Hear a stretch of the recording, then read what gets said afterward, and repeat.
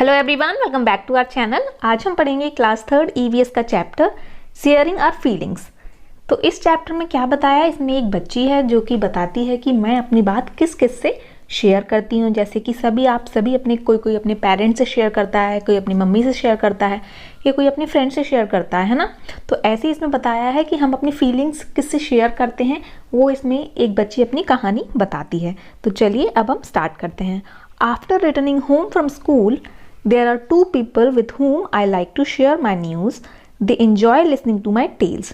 तो उसमें जो बच्ची है उसका नाम क्या है, सीमा। तो सीमा कहती है जब मैं स्कूल से वापस आती हूँ तो ऐसे वो दो लोग हैं जिससे मैं अपनी सारी स्कूल की बातें बताती हूँ या जो भी न्यूज़ होती है स्कूल में मैंने क्या क्या किया है और सारे दिन की चीज़ें मैं उन्हें बताती हूँ।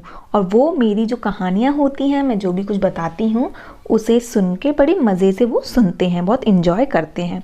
द फर्स्ट पर्सन इज़ माई नानी। फिर वो बताती है जो पहला इंसान वो कौन है, मेरी नानी है। She is always anxious to listen to me. वो हमेशा मेरी बात सुनने के लिए उत्सुक रहती है। एंसियस का मतलब क्या होता है, उत्सुक, ठीक है। She waits for me to return from school. वो मेरा इंतज़ार करती हैं कि मैं स्कूल से कब लौटूंगी। She is quite old and often he has back pains. वो काफ़ी बूढ़ी हैं और उनको अक्सर बैक पेन रहता है, यानी पीठ में दर्द रहता है। सी कैन नॉट सी और हेयर वेल। वो अच्छे से देख और सुन नहीं सकती क्योंकि वो काफ़ी बूढ़ी हैं। जैसे जब भी बुजुर्ग लोग होते हैं उन्हें सुनने में और देखने में दिक्कत होने लगती है। Every day in the morning पापा reads the newspaper aloud to her. हर सुबह जो पापा हैं मेरे, वो क्या करते हैं, न्यूज़पेपर यानी अखबार लेके उनको जोर जोर से सुनाते हैं जिससे कि वो न्यूज़ जान ले कि क्या क्या न्यूज़ है ना। She does the rest of her work herself. और बाकी के वो दादी के जो भी काम होते हैं, नानी के जो भी काम होते हैं वो खुद से ही करती हैं। If someone try to help her she gets very upset. अगर कोई उनकी मदद करने की कोशिश करता है तो वो बहुत अपसेट हो जाती हैं क्योंकि वो अपना काम खुद ही करना पसंद करती हैं। Though she can not see properly, she is very fond of cutting vegetables. हालांकि उन्हें देखने में प्रॉब्लम है, वो अच्छे से देख नहीं सकती, लेकिन उन्हें सब्जियां काटना बहुत पसंद है। फॉन्ड ऑफ यानी पसंद, ठीक है। She says these days children do not know how to cut vegetables properly. वो क्या कहती हैं कि आजकल के जो बच्चे हैं उन्हें नहीं पता है कि अच्छे से सब्जी कैसे काटी जाती है, तो वो खुद ही सब्जी काटती हैं और उन्हें पसंद भी है बहुत सब्जी काटना।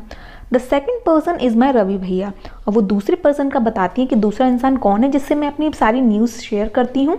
वो कौन है, रवि भैया। वो हैं रवि भैया, देखिए ये जो बैठे हुए हैं ये हैं रवि भैया, ठीक है। He lives with us. वो हमारे साथ रहते हैं। आई कॉल हिम रवि भैया and he call my parents भैया एंड भाभी। मैं उनको रवि भैया बोलती हूँ और वो मेरे पेरेंट्स को यानी मेरे मम्मी पापा को भैया और भाभी कहते हैं। I do not know what our relationship is but he is very loving brother. मुझे नहीं पता कि हमारा रिलेशन क्या है, लेकिन वो बहुत ही प्यारे भैया हैं।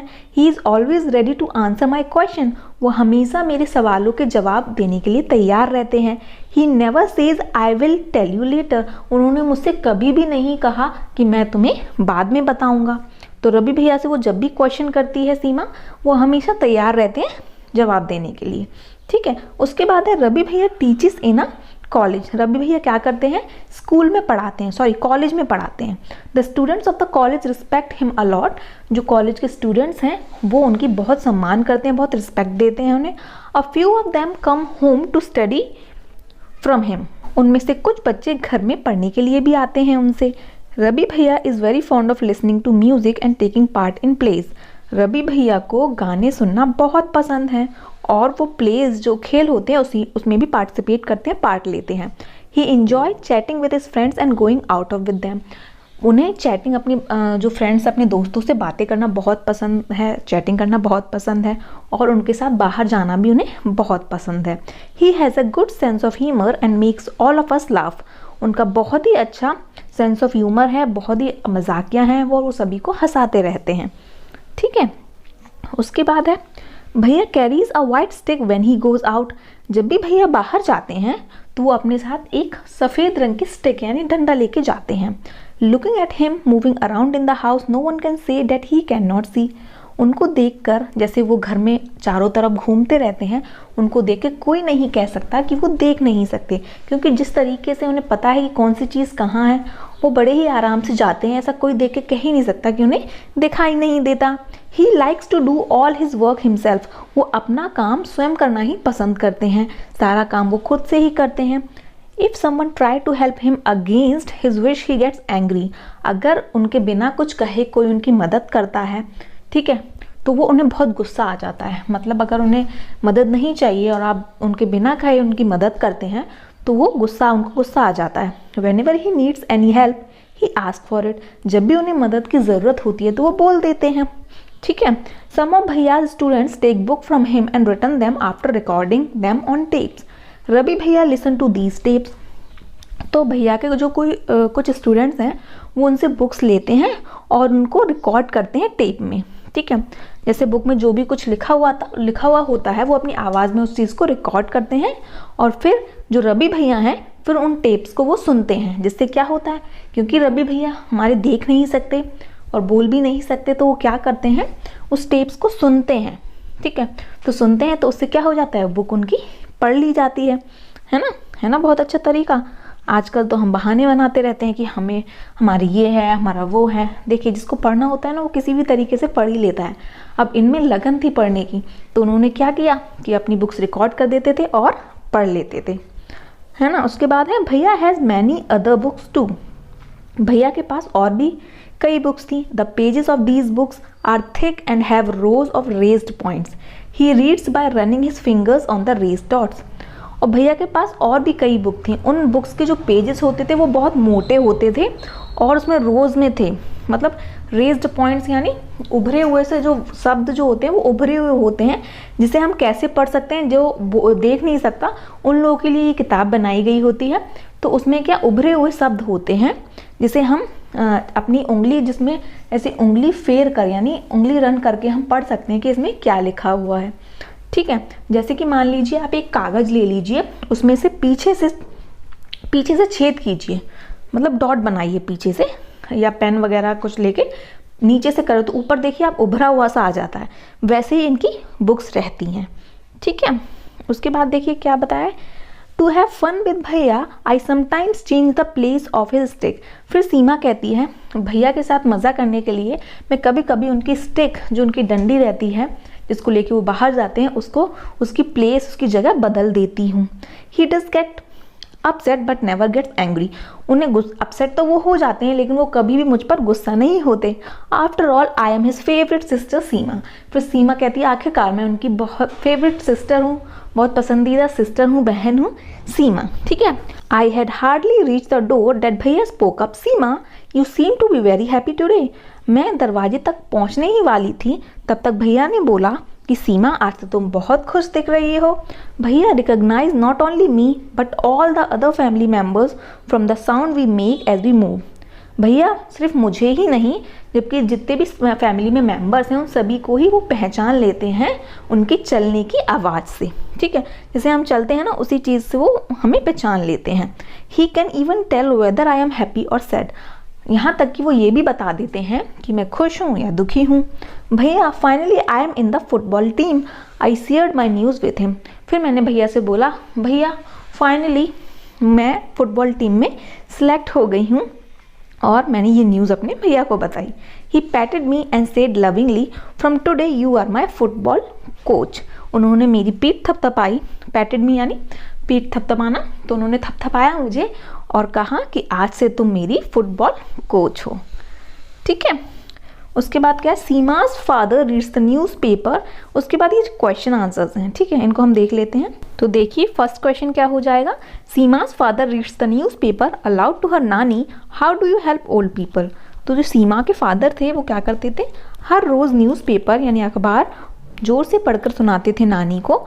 तो यही पूछा गया है कि आप जो बुज़ुर्ग लोग होते हैं उनकी हेल्प कैसे करते हैं। तो इसका आंसर आप ऐसे लिख सकते हैं, I help my grand father in searching his spectacles, यानी जो चश्मे होते हैं वो कई बार क्या होते हैं बुज़ुर्ग लोग यहाँ वहाँ रख कर भूल जाते हैं, तो उस चीज़ में हम हेल्प कर देते हैं। I go with him for his evening walks, और उन्हें इवनिंग वॉक के लिए भी ले जाते हैं। तो ऐसे आप लिख सकते हैं, या आप ये भी लिख सकते हैं कि हम उन्हें दवाइयाँ देने में मदद करते हैं कि वो दवाई भूल ना जाए, उस चीज़ में हम मदद करते हैं। तो आप वैसे भी लिख सकते हैं, ठीक है। उसके बाद सेकंड क्वेश्चन है what kind of problems do people have in old age. जब लोग बूढ़े हो जाते हैं तो उन्हें कौन कौन सी प्रॉब्लम्स आने लगती हैं वो हमें बताना है। तो इसका आंसर हो जाएगा पीपल में face following problems in old age, जैसे कि they can not see properly, उन्हें अच्छे से दिखाई नहीं देता है। They can not here properly, उन्हें अच्छे से सुनाई नहीं देता है। ठीक है, they can not eat properly, वो अच्छे से खा नहीं पाते हैं क्योंकि उनके जो दांत होते हैं वो कमज़ोर हो जाते हैं, है ना। They have pain in their knees and other joints, उनके घुटनों में दर्द होने लगता है और जो भी जॉइंट्स जो होते हैं, ठीक है, हड्डियों में उनके दर्द रहने लगता है जैसे जैसे एज बढ़ती है वैसे। उसके बाद है question how does Ravi bhaiya come to know so many things without seeing. Ravi भैया कैसे जान लेते हैं चीज़ों को, बहुत सारी चीज़ें जान लेते हैं बिना देखे हुए। तो इसका आंसर क्या हो जाएगा, Ravi bhaiya comes to know so many things by hearing, वो सुनकर जान लेते हैं बहुत सारी चीज़ें। Blind people have very strong sense of hearing, क्योंकि जो अंधे लोग होते हैं ना, ब्लाइंड लोग होते हैं, उनको ना सुनने की शक्ति उनकी बहुत ज़्यादा होती है। ठीक है, तो ऐसे वो सुन के पहचान लेते हैं बहुत सी चीज़ें। उसके बाद नेक्स्ट क्वेश्चन है have you ever needed a stick when, क्या आपको कभी भी डंडे की यानी स्टिक की ज़रूरत पड़ी है, और पड़ी है तो कब पड़ी है वो आपको बताना है। तो मुझे तो कभी नहीं पड़ी है, तो मैंने यहाँ आंसर क्या लिखा है, no I have never needed a stick. अगर आपको पड़ी है तो आप यहाँ यस लिखिए, और कब पड़ी है वो भी उसका आंसर भी दे दीजिए। ठीक है, उसके बाद है हमारा next question can you think when you may need a stick, क्या आपको लगता है कि आपको स्टिक की ज़रूरत कब पड़ सकती है वो हमें बताना है। तो इसका आंसर हम लिख सकते हैं व्हेन वी गेट फ्रैक्चर और स्प्रेन इन लेग, जब हमारे फ्रैक्चर हो जाए या कुछ दर्द हो जाए हमारे पैरों में तब हमें स्टिक की ज़रूरत पड़ सकती है। या फिर when we have to climb a rock और अ माउंटेन, या कभी हम माउंटेन चढ़ रहे हैं तब हमें ज़रूरत पड़ सकती है ना। उसके बाद नेक्स्ट क्वेश्चन है how do we help those people who can not see, उन लोगों की हम कैसे हेल्प कर सकते हैं जो देख नहीं सकते। तो हम इसका आंसर लिख सकते हैं by helping them cross the roads and climbing stairs. तो हम जैसे उनको सड़क पार करवा के उनकी हेल्प कर सकते हैं या सीढ़ियाँ चढ़वा के उनकी हेल्प कर सकते हैं। तो आप इसका ये आंसर दे सकते हैं। ओके, उसके बाद नेक्स्ट देखते हैं। उसके बाद देखिए एक क्वेश्चन पूछा गया है is there any member in your family who can not see speak और hear, do you know any such person, how do people help them with their work. तो क्या आपकी फैमिली में कोई ऐसा मेंबर है जो देख नहीं सकता, बोल नहीं सकता या सुन नहीं सकता, अगर है तो बताइए। और क्या आप ऐसे पर्सन को जानते हैं, अगर घर में होगा तो ज़रूर जानते होंगे तो आप यस लिख सकते हैं। और आप उनकी कैसे मदद करते हैं उनके कामों में आप वो बता सकते हैं। तो आप कुछ भी बता सकते हैं, जैसे कि हम उन्हें वॉक पे ले जाते हैं, ठीक है, या फिर उनकी दवाइयों में मदद करते हैं या उनकी बुक्स उठा के दे देते हैं, मतलब कोई भी आप चीज़ बता सकते हैं कि उनकी आप हेल्प कैसे कर सकते हैं। ठीक है, you read in the story that Ravi भैया can not see but he does all his work with his own, he studies from a different kinds of book to understand how he is able to do his work, close your eyes and play this game। अब आपने जैसे कि story में पढ़ा कि जो रवि भैया है वो देख नहीं सकते थे लेकिन फिर भी अपना सारा काम खुद ही करते थे, है ना, और वो अलग तरीके की बुक से वो पढ़ाई भी किया करते थे। तो उस चीज़ को समझने के लिए हमको क्या करना है, ये गेम खेलना है। ब्लाइंड फोल्ड जो गेम होता है यानी आँखों में पट्टी बांध के हमें गेम खेलना है और एक्सपीरियंस लेना है। तो चलिए गेम खेलते हैं। Blind fold any one child in the group, पहले आप ग्रुप बना लीजिए, उसमें से एक बच्चे को ब्लाइंड फोल्ड कर दीजिए यानी आंखों में पट्टी बांध दीजिए। One by one the other children come to him or her quietly. The child who is blindfolded has to guess who the other child is by touching him or her. Take care not to make any sound. Do you know why? In the same way, one by one blindfold all the other children. Each one has try and guess by touching who the other children are. ठीक है, तो आपको क्या करना है, जैसे group में children है उसमें से एक बच्चे को हमने क्या किया कि ब्लाइंड फोल्ड कर दिया, उसके आँखों में पट्टी बांध दी। उसके बाद एक एक करके धीरे से सभी बच्चे उसके पास आएंगे और उसको छू कर क्या करना है, उसको छू कर जो ब्लाइंड फोल्ड है ना वो बच्चा छू के बताएगा वो कौन है। ठीक है, और आप ध्यान रखिए कि आपको बिल्कुल कोई भी आवाज़ नहीं करनी, तो वो पहचानेगा कि कौन है। ऐसे ही एक एक करके सभी अपने आँखों पे पट्टी बांधेंगे और छू कर पता करेंगे कौन सा बच्चा कब आया था। तो उसके बाद है डिस्कस एंड टेल। अब उसके बाद क्या है, आप ये जब गेम खेलने की ना अपने ग्रुप में, उसके बाद आपको ये क्वेश्चंस दिए हैं तो ये आपको खुद ही करना है। मैं आपको बस ऐसे ही बता देती हूँ एग्जाम्पल में। How many children could recognise the others by touching. अब जैसे कि आप गेम खेल रहे हैं तो उसमें से कितने बच्चों ने किसी बच्चों को पहचान लिया है वो आपको बताने हैं। जैसे कि मान लो टू चिल्ड्रन, ठीक है, तो आप लिख सकते हैं 2 children recognise the others by touching, ठीक है। उसके बाद है how many children could recognise the other children by only hearing them. अब आपको ये बताने कितने बच्चों ने सिर्फ सुन के पहचान लिया कि वो कौन है, ठीक है। जैसे मान लीजिए 3 चिल्ड्रन थे या 5 चिल्ड्रन थे, तो वो आपको यहाँ आंसर देना है। उसके बाद पूछा है which was easier of the 2, इन दोनों में से कौन सा ईजी है, सुन के पता करना या छू के पता करना। तो आपको जो भी इजी लगता है वो आप लिख सकते हैं। वैसे हियरिंग ईजियर होगा तो आप हियरिंग लिख सकते हैं ना। उसके बाद है touch and tell how many teeth are in their mouth, which students in the class have the maximum number of teeth. अब आपके क्लास के जो स्टूडेंट्स हैं वो देखना है कि आपके जो मुंह में कितने दांत हैं वो आपको बताना है, ठीक है। कितने दांत हैं काउंट कीजिए और लिख दीजिए और देखिए कि सबसे ज़्यादा दांत किसके मुंह में है, ठीक है। उसके बाद है how many things can you recognise by only touching, कौन कौन सी चीज़ें थी जिसे आपने सिर्फ छू कर पता कर लिया था। जैसे कि आप बहुत सारी चीज़ें भी रख सकते हैं, टॉय रख सकते हैं, ब्रश या बॉटल, कुछ भी चीज़ ऐसे रख सकते हैं जिसे आप बताना है कि कौन कौन सी चीज़ आपने छू के पता कर ली है, ठीक है। तो यहाँ पे उसका आंसर पे नाम लिख देना। उसके बाद है close your eyes and listen what sounds can you hear, which people can you identify from the sound they make as they move. अब आपको आंखें बंद करनी है और ध्यान से सुनना है कि क्या आवाज़ आ रही है और देखना है कि अगर कोई लोग चलते हैं तो किसको आप पहचान लेते हो उसकी चलने की आवाज़ से, ठीक है। ये आपको घर पे करना है, आराम से गेम खेलना है। उसके बाद है by just smelling can you guess if it is someone else to you, क्या आप सिर्फ सूंघ कर पता कर सकते हैं कि वो कौन है। तो हो सकता है आप पता कर लें, जैसे कि हमारे मम्मी डैडी होते हैं वो कौन सा परफ्यूम यूज़ कर रहे हैं तो हमें पता रहता है कहीं ना कहीं, तो हम स्मेल करके पता कर लेते हैं कि हाँ भाई ये मम्मी है ये पापा हैं, ऐसे करके। तो आप यहाँ यस आंसर भी दे सकते हैं, ठीक है। उसके बाद है नीचे देखिए कुछ बताया गया है जो कि बहुत इम्पॉर्टेंट है। There is a special way of reading and writing for people who can not see. जैसे कि हम सभी जानते हैं कि वहाँ एक अलग तरीका होता है पढ़ने का और लिखने का जो लोग देख नहीं सकते उनके लिए, ठीक है। तो उसको क्या बोलते हैं, Braille, it is called Braille. तो अगर ये क्वेश्चन आए तो आप इसका आंसर ऐसे दे सकते हैं, it is written on a thick paper by making a row of raised points with a pointed tool. Braille is read by running the fingers on the raised dots. तो अब आपको क्या करना है, वो क्या होता है ब्रेल, एक थिक पेपर में लिखा हुआ रहता है जो कि रो में लिखा रहता है, जिसके रेज्ड पॉइंट्स होते हैं, जो डॉट होते हैं ना उभरे हुए होते हैं, रेज्ड पॉइंट यानी उभरे हुए डॉट से होते हैं। जैसे मान लीजिए कि कोई पेपर ले लीजिए और नीचे से आप पेन से उसको ऊपर निकालिए, ऐसे ऊपर से डॉट से बनाइए, तो क्या ऊपर से उभरा हुआ हो जाता है, जिसे हम कैसे पढ़ सकते हैं, अपनी फिंगर, जैसे कि मान लीजिए कि ये चीज़ मैं पढ़ रही हूँ तो ऐसे ऐसे मैं फिंगर इस पर चलाऊंगी और हमें पता चलता रहेगा कि इसमें क्या लिखा हुआ है, ठीक है। उसके बाद देखिए क्या पूछा गया है, let us see whether it is difficult और easy to recognise a shape without seeing it. तो हम देखते हैं कि बिना देखे हम इस चीज़ को पहचान सकते हैं या नहीं पहचान सकते। तो आपको एक एक्टिविटी करना है, क्या करना है, take a sheet of sandpaper. आप मार्केट जाइए, आपको क्या लेके आना है, सैंड पेपर जो थोड़ा मोटा होता है, ठीक है। Make a shape on it by pressing a piece of thick wool और थिक थ्रेड ऑन इट, ठीक है। तो आपको क्या करना है, आपको करना है कि एक शेप बनाना है, या तो थिक वूल ले लीजिए या थिक थ्रेड ले लीजिए, धागा ले लीजिए मोटा सा, और उसको प्रेस करना है, दबाना है, और अपने दोस्तों से पूछना है कि अपनी आंखें बंद करो और आइडेंटिफाई करो कि क्या शेप बना हुआ है, क्या आकार बना हुआ है।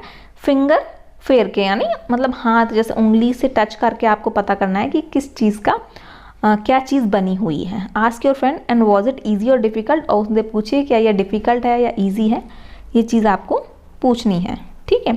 उसके बाद है ask your friend to make a shape on the sandpaper in the similar way, now you identify it by feeling with your fingers. अब आपको बोलना, अपने दोस्त से बोल देना है कि इसमें कोई शेप बनाइए, और फिर आप आंखें बंद करके टच करके उसको देखिए कि आप शेप पहचान पा रहे हैं या नहीं पहचान पा रहे हैं, कि कौन सा क्या चीज़ बनी हुई है उस पेपर पर, वो आप पहचान पा रहे हैं या नहीं पहचान पा रहे हैं आंखें बंद करके, वो आपको पता करना है। Take a thick piece of paper, make an outline on the paper with the help of compass और a needle, make dots at a short distance.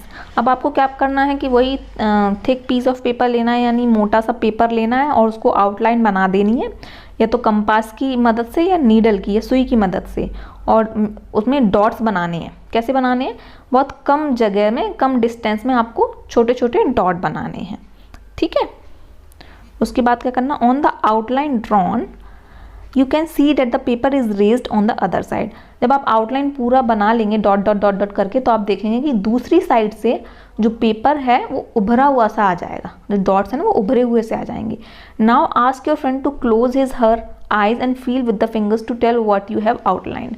अब आपने जो भी कुछ बनाया हो, आउटलाइन की हो, अब उससे जो दूसरी साइड से उभर गया हुआ ना, तो उससे आप छूकर पता कीजिए, अपने दोस्त से पूछिए कि क्या मैंने बनाया है, ठीक है। इजंट इट डिफिकल्ट, क्या ये मुश्किल है, ये भी पूछना है। Think about how people who can not see और एबल टू रीड। सोचिए कि अगर जो इंसान देख नहीं सकता वो कैसे पढ़ता होगा, ठीक है। उसके बाद देखिए, let us learn about Braille. Braille के बारे में थोड़ा सा पढ़ते हैं कि ब्रेल क्या चीज़ है। You have seen that Ravi भैया read special type of books. जैसे कि हमने देखा कि जो रवि भैया हैं वो स्पेशल टाइप्स की बुक्स पढ़ते हैं। How are these books made, वो बुक्स बनती कैसे हैं। Who first thought of these books, let us find out about it. और किसने इसके बारे में सोचा था, ठीक है। तो मान लीजिए ये है, ये ब्रेल स्क्रिप्ट है। तो जैसे ब्रेल होता है ना, तो जैसे ये डॉट बने हुए हैं, ठीक है। अगर ये जो पेपर है, इसके पीछे से हम इस चीज़ को पेन ऊपर लाएंगे तो ऐसा ये उभरा हुआ सा आ जाएगा। तो इसका मतलब क्या है, एक डॉट यानी ए, ठीक है। ये दो डॉट यानी बी, एंड ये दो डॉट ऊपर के यानी सी, और ऐसा कुछ होगा तो हम डी, और ऐसा होगा तो ई। तो ये ब्रेल स्क्रिप्ट है, तो हम ऐसे पढ़ते हैं ABCD भी, ठीक है। उसके बाद देखिए, Louis Braille belonged to France. One day when he was 3 years old, he was playing with his father's tool. Suddenly, a pointed tool hurt his eyes. He lost his eyesight. He had keen interest in studies. He did not give up. He kept thinking of different ways to read and write. Finally, he found a way, reading by touching and feeling. This way of reading later came to known as a Braille script. तो जो Louis Braille थे वो France से belong करते थे। एक दिन क्या हुआ, जब वो 3 साल के थे और अपने पापा के किसी टूल से खेल रहे थे, कोई चीज़ें रखी होंगी उससे खेल रहे थे, तो अचानक से एक पॉइंटेड टूल, यानी जैसे सुई जैसा होता है ना, उस जैसे टूल उनकी आँखों में चला गया, या फिर उससे उसको लग गई आँखों में। तो उससे क्या हुआ, उनकी आईसाइट जो थी, उसकी जो आँखों की रोशनी थी वो चली गई, और उन्हें पढ़ने में बहुत इंटरेस्ट था, ठीक है। तो उन्होंने हार नहीं मानी, उन्होंने क्या तरीका सोचा, उन्होंने कहा कैसे हम इसको, मैं भले ही देख नहीं सकता तो मैं कैसे पढ़ सकता हूँ और लिख सकता हूँ।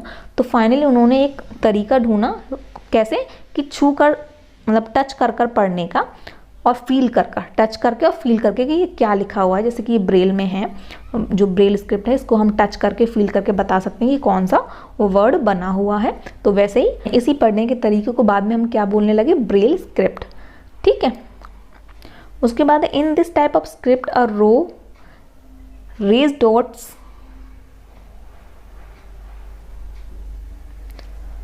in this type of script a row of raised dots are made on a thick paper. इस टाइप की स्क्रिप्ट कैसी होती है, raised dots की यानी उभरे हुए डॉट्स की, वो एक थिक पेपर में होती है, एक मोटे पेपर में होती है। Because these dots are raised they can be read by running the fingers on them. This script is based on 6 points. The Braille script has undergone many changes these days. This has made reading and writing simpler. Braille can now also be written using the computer. ठीक है, तो इसमें क्या है, ये जो हम Braille script लिखते हैं वो बहुत ही मोटे पेपर में लिखते हैं, जिससे कि हम अपनी उंगली फेर के, उंगली रन करके पढ़ सकें, फील करके पढ़ सकें कि क्या लिखा हुआ है। और ये जो स्क्रिप्ट होती है उसके 6 पॉइंट्स होते हैं, जैसे कि आपने ऊपर पिक्चर में देखा, ये देखिए, देखा ना, ये 6 पॉइंट्स होते हैं, ठीक है। तो इसकी स्टार्टिंग 6 पॉइंट्स से होती है। ब्रेल स्क्रिप्ट में अब बहुत सारे चेंजेस भी होने लगे हैं, और इसको पढ़ने में और लिखने में बहुत ईजी, बहुत आसान बना रहे हैं। और ब्रेल जो है अब हम कंप्यूटर में भी लिख सकते हैं, ठीक है। तो ये चैप्टर हमारा यहीं ख़त्म होता है। आई होप आपको अच्छे से समझ आया, और कोई भी डाउट हो तो आप मुझे कमेंट करके पूछ सकते हैं। और वीडियो अच्छा लगा तो प्लीज़ वीडियो को लाइक कीजिए, चैनल को सब्सक्राइब कीजिए, और नोटिफिकेशन बेल को भी दबा दीजिए, जिससे कि आने वाली वीडियो का नोटिफिकेशन आपको मिलता रहे। Thank you for